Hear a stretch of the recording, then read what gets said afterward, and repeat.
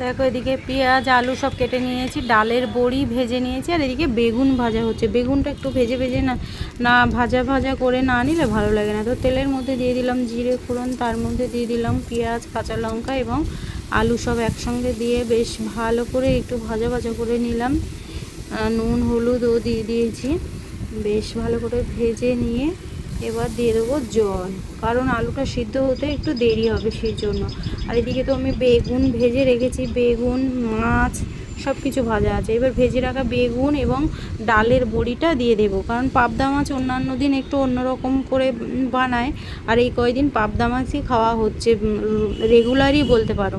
তো আজকে পাবদা মাছগুলো সব ডিম হয়েছে খুব। তো আজকে এইভাবেই একটু হালকা পাতলা ঝোল ঝোল করে রান্না করব, যাতে পাবদা মাছগুলো ভেঙে না যায়।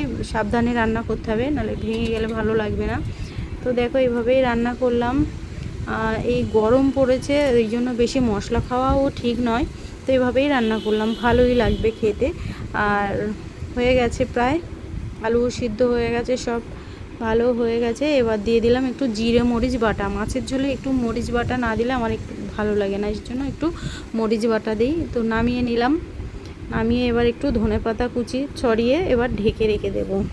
চলো আর কি কি করেছি দেখি। আজকে রান্না করেছি এই যে টমেটো দিয়ে আর রসুন পেঁয়াজ লঙ্কা দিয়ে, যেটা বানাই আর কি, আগে একদিন দিয়েছিলাম ভিডিও, সেটা করেছি। এটা খেতে ভালো লাগে তাই। আর এদিকে করেছি ভেন্ডি আলু ভাজা, আর এদিকে পাবদা মাছ আলু বেগুন দিয়ে একদম হালকা একটু ঝোল মতো করেছি। আর আমি নিয়ে তো বসে গেছি, ছেলেকে ওই দিয়েছি খেতে।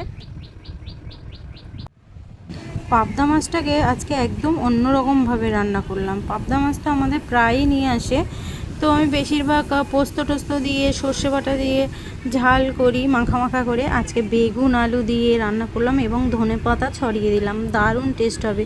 তো চলো আমি খেতে বসে যাই এবার, কারণ রেডি হতে হবে তাড়াতাড়ি। তাড়াতাড়ি রান্নাটা করে নিলাম আজকে, খেতে বসে গেলাম বন্ধুরা। কেন আজকে তাড়াতাড়ি রান্না করে খেতে বসে গেছি, মানে আমি আগে খাচ্ছি না, সায়নের বাবাও খেয়েছে, শুধু আমার মেয়ে বাকি আছে। তাড়াতাড়ি খেয়ে রেডি হতে হবে, সায়নের আজকে পরীক্ষা আছে সেই জন্য। আর ওর পরীক্ষার সময়